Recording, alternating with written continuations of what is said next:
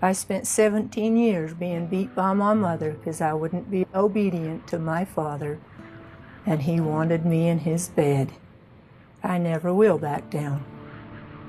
The state of Utah ultimately has to decide what they're going to do with polygamy.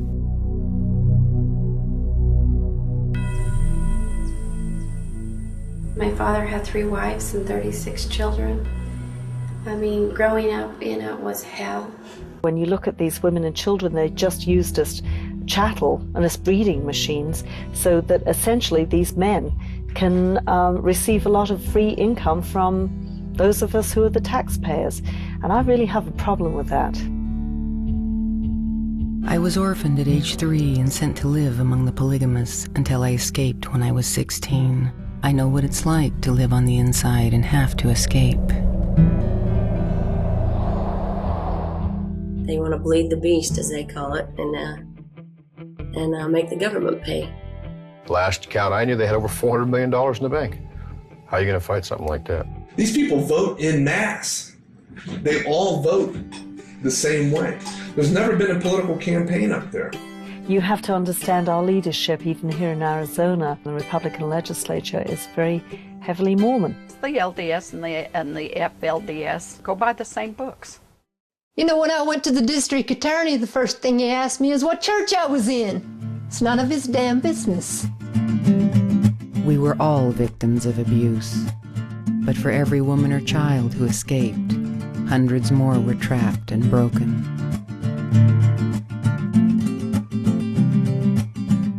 It angers me that the LDS leadership claims we have nothing to do with fundamentalists. You know, I think that we are Mormons here, and we are here trying to help. Warren's teaching a Hitler kind of attitude. He's teaching hate.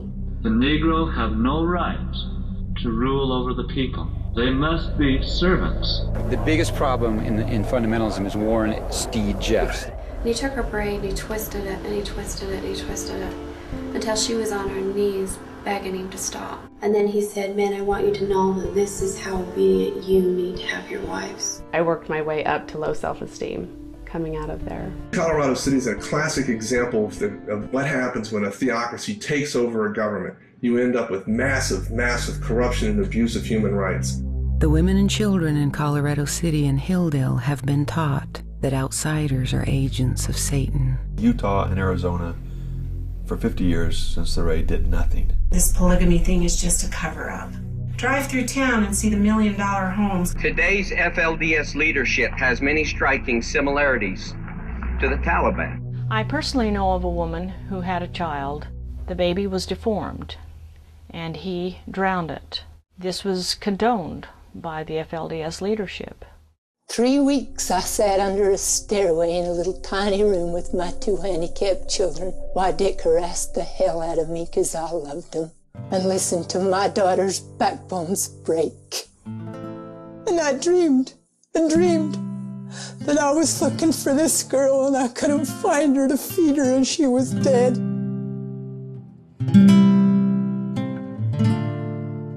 When I was a girl, there was violence around me, and not just the verbal kind. I saw a man pick up a shovel once and try to kill another man. I heard a woman tell her lover to shoot her brother with his rifle. I have known hatred, and hatred knows no mercy. You know, we weren't allowed TV or anything like that, so we had no real idea about anything. We were not allowed to read books, and I just had a thirst for knowledge. Warren Jeffs has commanded his followers to send their children to the YFZ ranch in Texas. The human wreckage is piling up. And there has been rumors that he put an incinerator in the temple that is designed to burn a human body. What I'm afraid of is another Jonestown or another Waco. While women like Ruth and the Lost Boys try to cope, our politicians brag about liberating the women and children in Afghanistan and Iraq.